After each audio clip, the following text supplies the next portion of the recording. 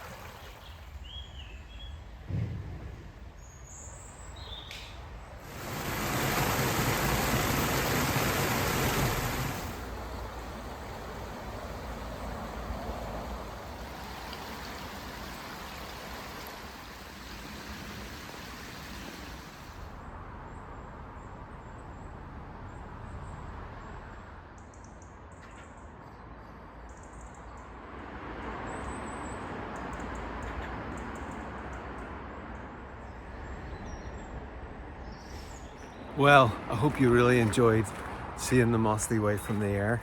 One of the things that I love about being outside, and particularly in a space like this, is just keeping my eyes open to not the most familiar things. You know, I said there about drawing a path, but there I saw something else and I thought, oh, I could explore that one.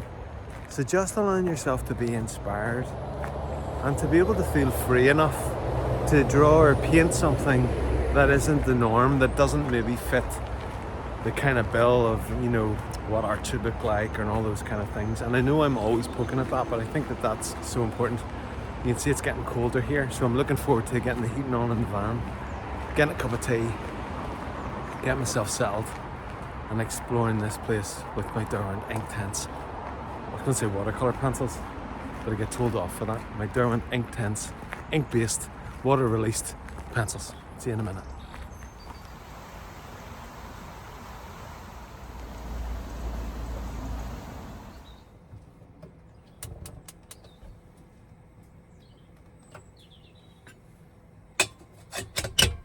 Okay, well that's the kettle on. I hope you really enjoyed the experience of just having a look at the beautiful area that's so close to my home.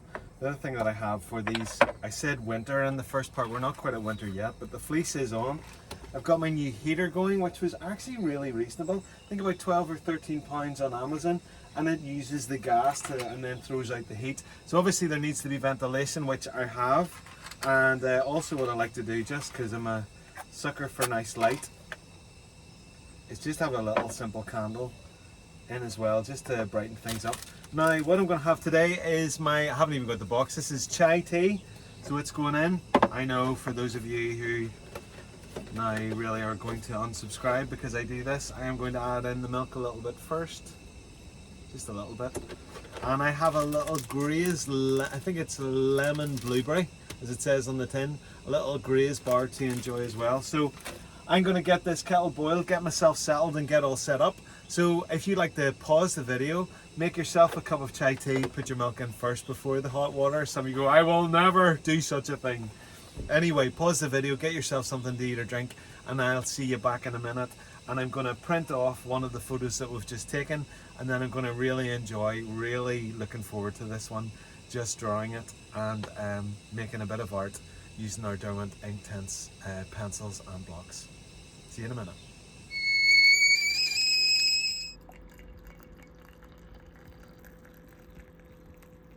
Also thought to show you, I got myself these little twinkly lights that come out on a reel, and they're pretty cool, just make it that little bit cozier. So with my little candle over here, my heater and my little twinkly lights, I think, and just so you know, there's my vent, I think we're going to make this a cozy space to paint in throughout the autumn and winter.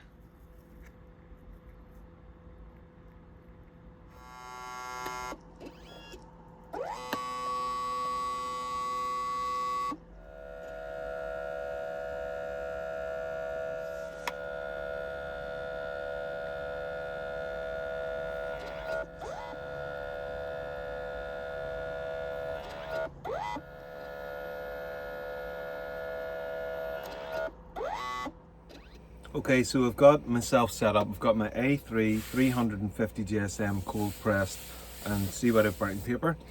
I've got this image printed off now, which I'm really pleased with. That would be I love images like that. So what I'm going to do is I'm going to look and see, right, I'm going to take some oak. I am looking for, okay, burnt umber, natural brown.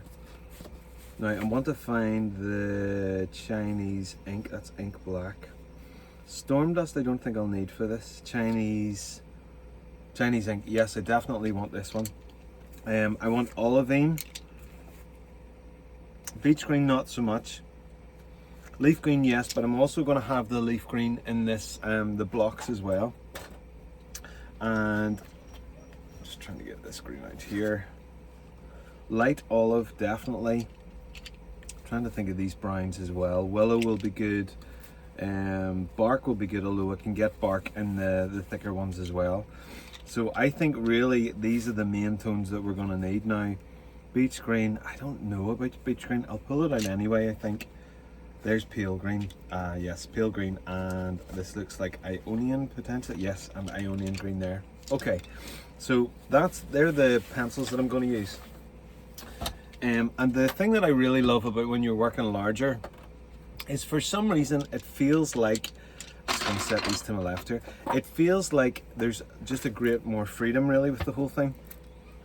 So what I'm going to do is, this one should be, I think it is the bark, let me just double check it against the other bark that I have.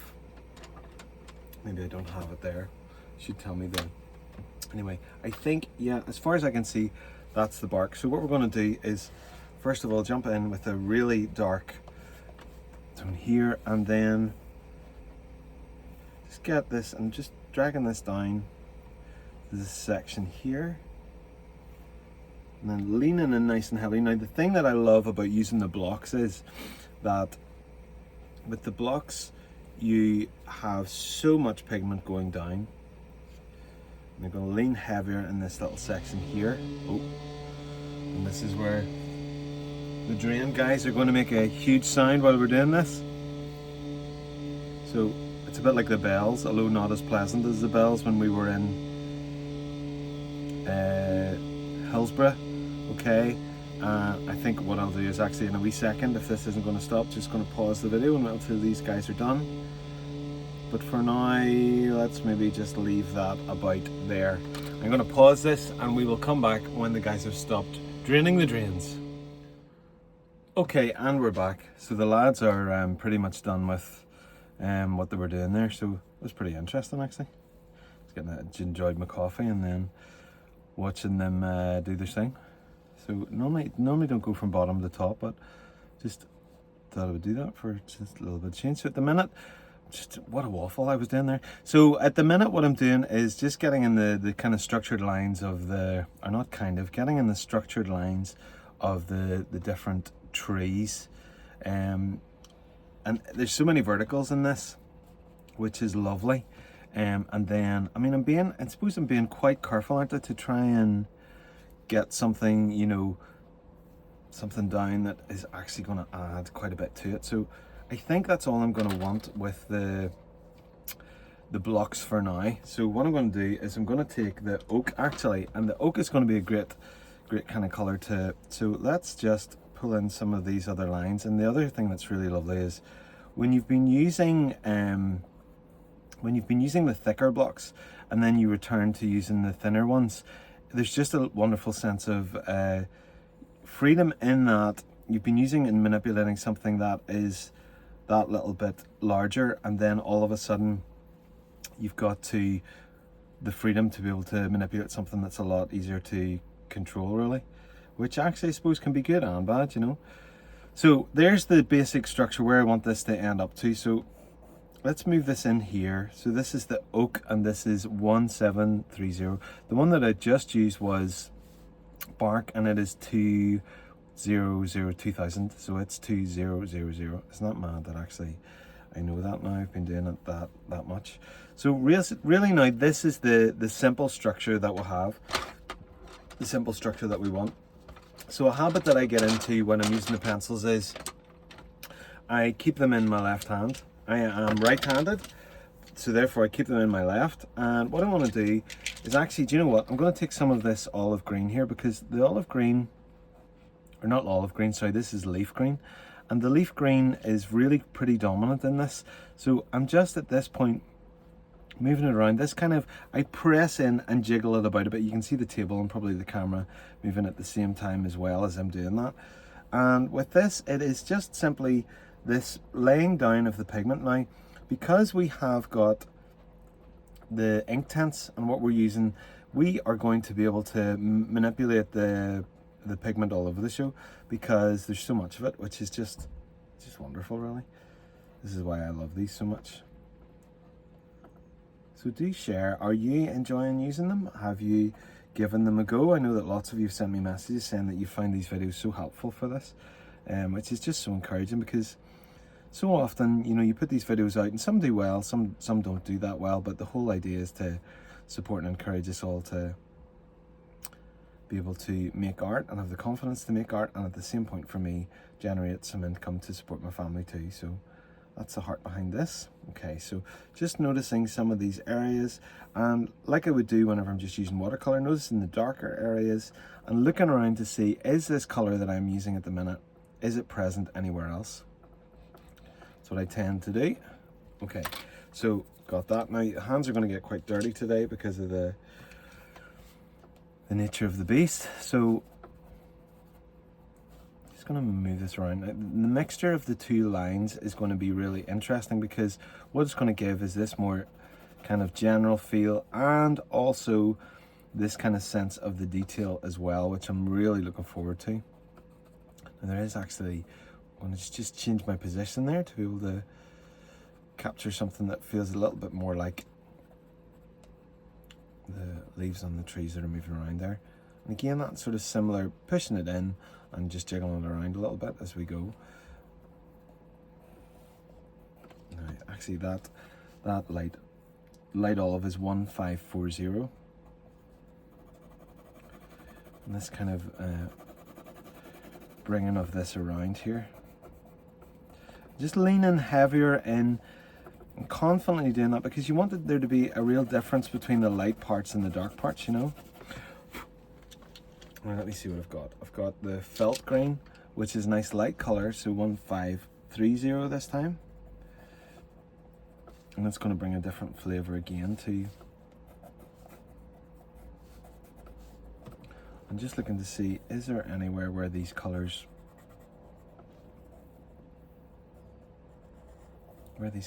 are.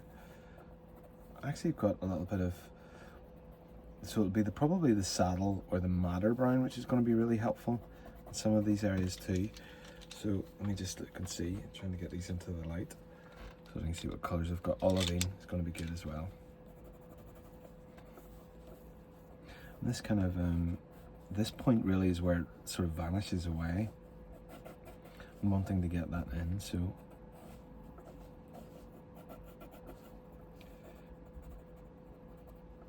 something lovely about being close to water, isn't there? I can just hear the rushing water of that stream. Gives you the world of good.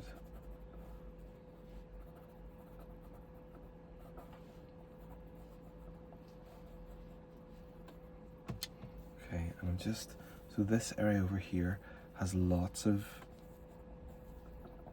activity of the green, really. Since activity of the green, is that a good word for it? You know, actually some of the storm dust, put away my pencils too quickly because I think that some of the storm dust will be actually really good for the path, along with probably some of the madder brown as well.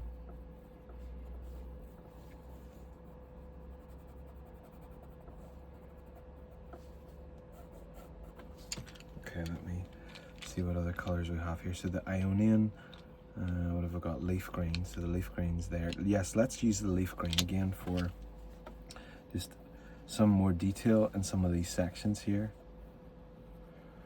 And also it can, what this can do, what the leaf green can do, or the pencil can do alongside the marks of the block, is bring a slight tightness to them, which actually I find really quite satisfying.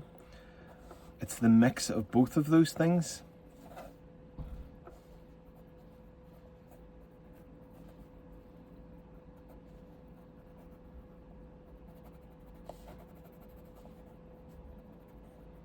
Sometimes I think it'd be nice to do a video without any speaking, and just actually the act of creating would be maybe just enough.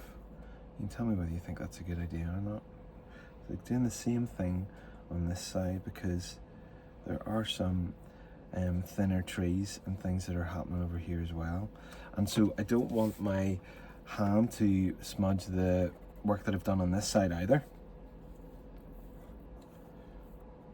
Just trying to be as careful as I can to not cause that to happen. And the leaf green is a really good dark shade, because it's not obviously black.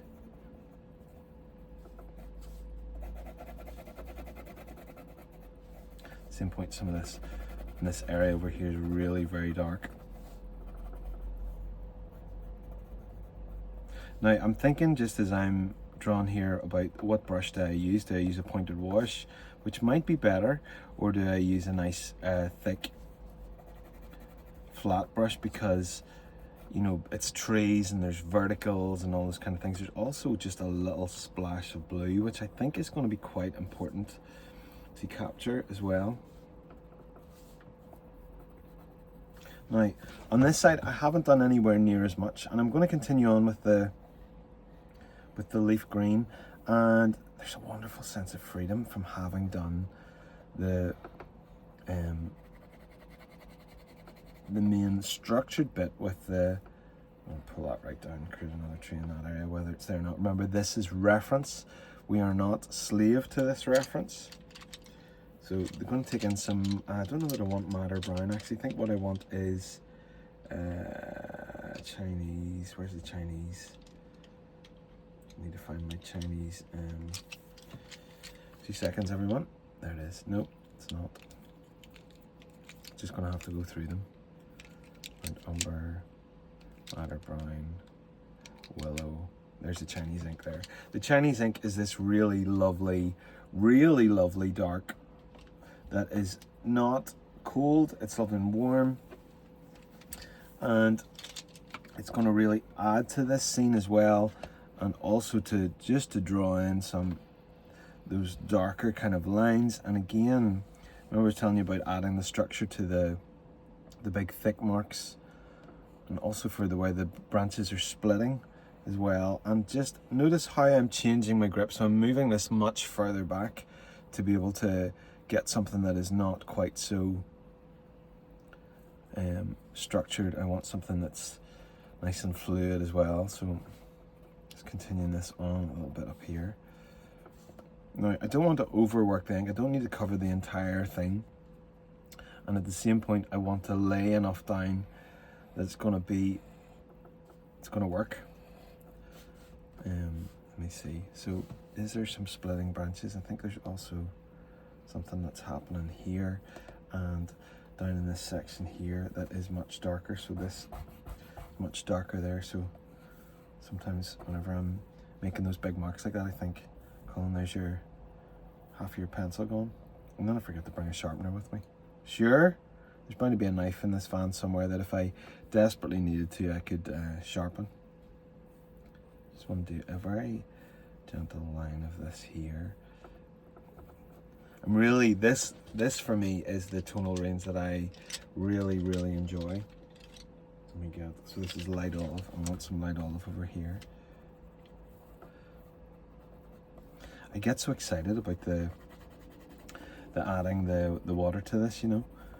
It never gets old. I mean, I think 4 years now into using the Derwent Inktense on a pretty regular basis, and they've not got old for me yet. Just find them such a wonderful media.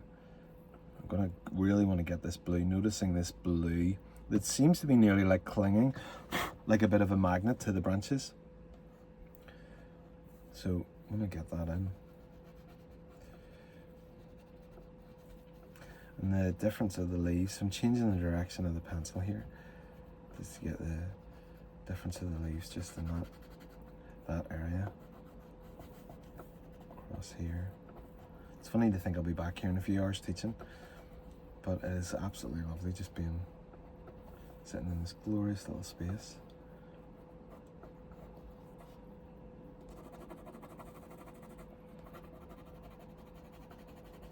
Okay, let me see what other greens I have here. Ionian, I think I had used a little bit of. The Ionian's a pretty powerful one. Remember when I found all these different greens, I can't say enough about getting yourself a bespoke set of colours, because actually what then happens is you want to use them more. And I mean, as much as the mad colours force you, you know, when I bought my first, I think it was set of 12, I was like, oh my goodness. So the leaf green was the one I gravitated towards, and then the bark, actually, because they would be more the colours that I would be drawn to. But then finding out, you know, all of these different shades and things was just such a treat, because you don't have to feel like you're abstracting the tones all the time. Because I really enjoy using, don't mean correct, but you know, something similar to what there actually is in front of me.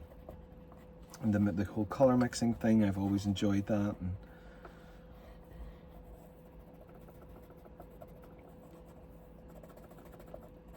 just trying to get in some of the detail of the bit of the leaves. The other thing that's going to be great is we're getting close to that time of year where the leaves are going to just surrender all their leaves, and I absolutely love that time of year as well.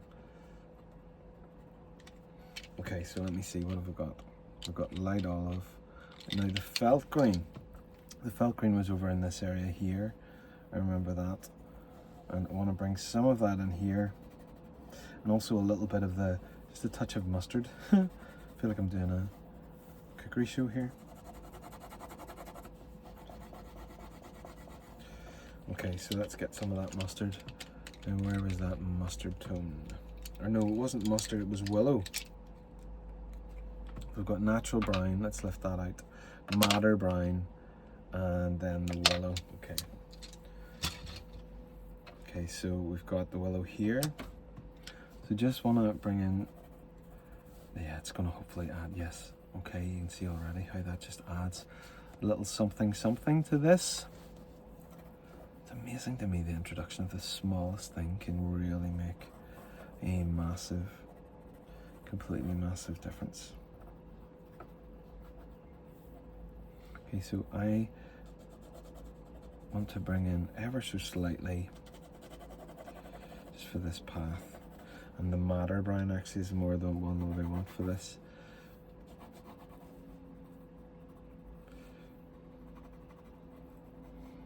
Hopefully the milkiness of the storm dust is going to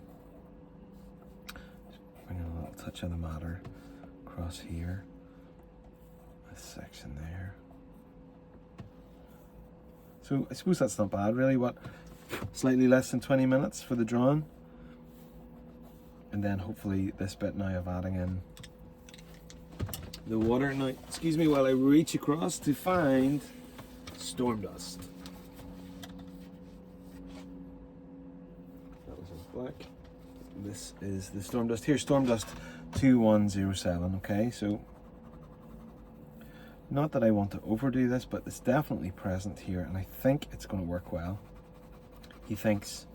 He doesn't know. He thinks. I think I will go for a nice big chunky brush for this one. And then the other colour that I wanted to use was, I don't know, is it Malibu? Is it right for Malibu? Not Malibu. I think the dark aquamarine. Just in the strangest little places.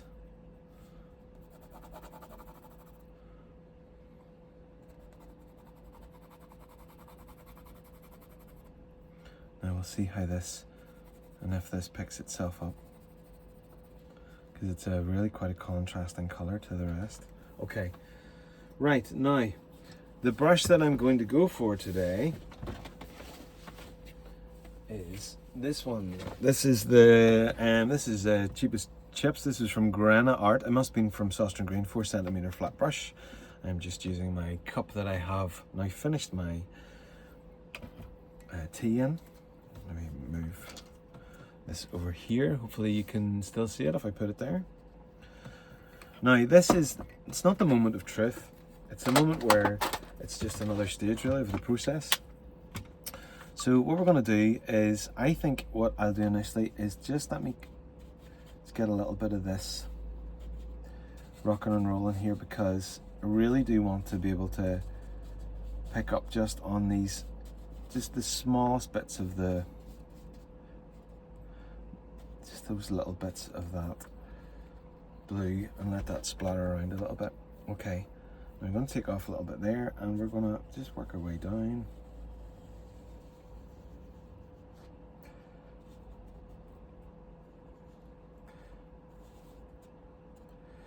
And, you know, just seeing where this goes really.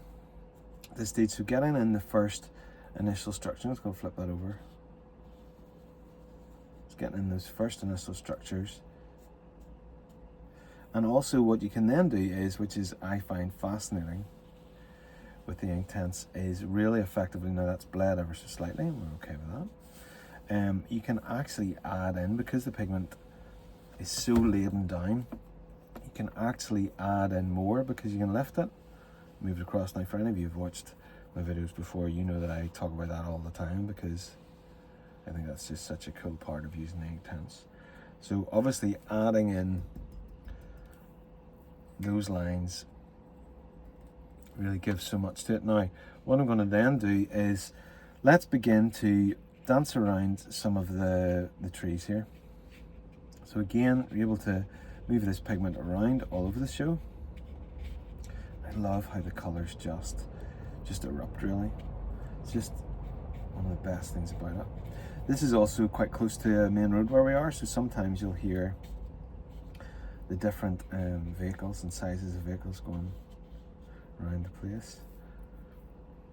Okay, just rinsing that off ever so slightly, because I don't want that.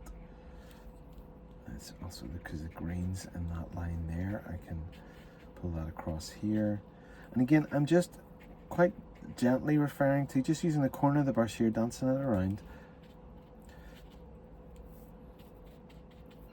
Just wanting to,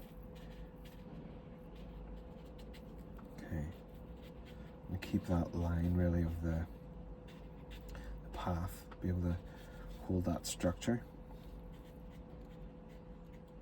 And I'm just moving this across now. So the joy of the flat edge is that I can turn it to its side and begin to achieve some of those colours that I was, not colours, sorry, the direction of the shrub or whatever, tree, young tree or whatever it is that's growing in that area. And also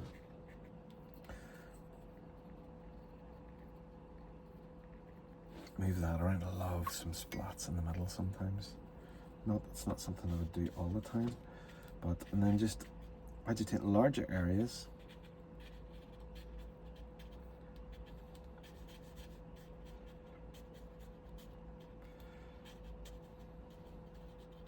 Okay, now let's move over to the other side. Now the other side for me is in some ways denser, just cleaning off the brush there again. The other side is a little bit denser, so let's start at the top of the trees again here. Hopefully those little just flashes of blue are gonna communicate so much. And again, it's this idea of nodding to things rather than feeling that you've gotta capture the total and utter immense detail of it.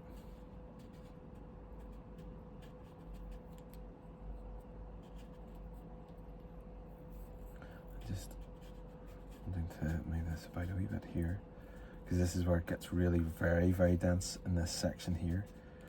And I really want it to become muddied over here.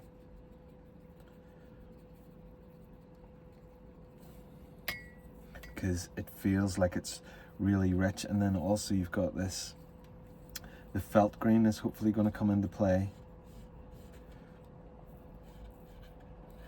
And then this richness of this section here as well.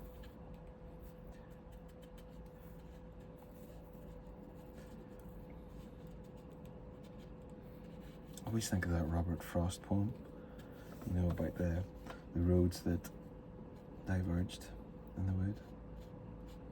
Maybe that's the thing for me about the create a new branch here. I was going to add a little something in there as well. And again, being careful not to, I'm not going right to the edges, and I am not making sure that every single brush or pencil mark or block mark is agitated, because I want that presence of the light coming through as well. So hopefully you get, if this is your first time watching my video, it's really good to have you along, but hopefully you get a sense of just how wonderful and powerful these Inktense are and what you can do with them. Okay, so now to the path. Do I want any more detail across here? No, I don't think I do. So that's the madder brown.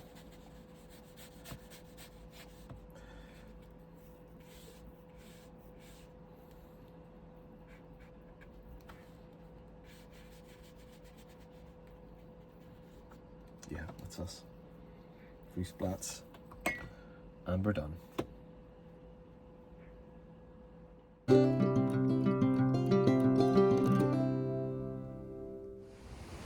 Well, that was a really enjoyable one. Lovely to be out walking in the Mossley Way, and also to be using the blocks and the pencils, and the value of having those two, one thicker obviously, one thinner, one for getting more pigment down and capturing more of the larger areas, and the other for more of the detail.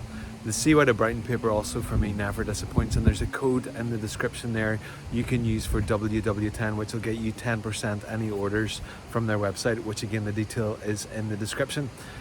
As always, thanks for watching. Don't forget to like and subscribe, hit that little bell icon and you'll be notified of when new videos drop. You can find out much more information about me on my website, which is woodwardswatercolours.co.uk. And that's it from me for now, and I'll see you in the next episode sometime soon. Thanks for watching. Bye.